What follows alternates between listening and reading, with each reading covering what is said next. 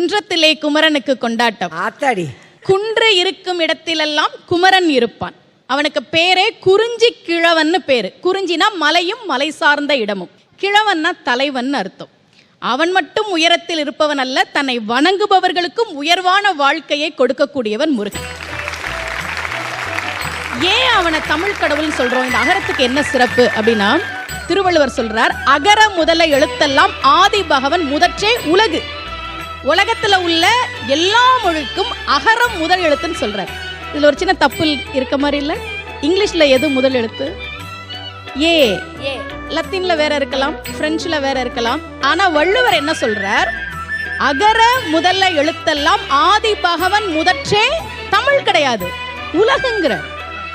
என்ன காரணம்னா, நீங்க உலகத்துல எந்த மொழியை எழுதினாலும் 4 முறையில தான் எழுத முடியும். சுழியம், அரைப்பிறை, குறுக்கு கோடு, நேர்கோடு. ஏல 2 நேர்கோடு 1 குறுக்கு கோடு. ஹிந்தியில ஆல அரைப்பிறை, அரைப்பிறை, குறுக்கு கோடு, நேர்கோடு. அதனாலதான் வள்ளுவன் சொன்னான், எந்த மொழியாக வேண்டுமானாலும் இருக்கலாம், என்னுடைய தமிழில் இருக்கக்கூடிய அகரத்தை தாண்டி நீங்கள் எழுத முடியாது என்பதால் தான் அகர முதல எழுத்தெல்லாம் ஆதி பகவன் முதற்றே உலகு.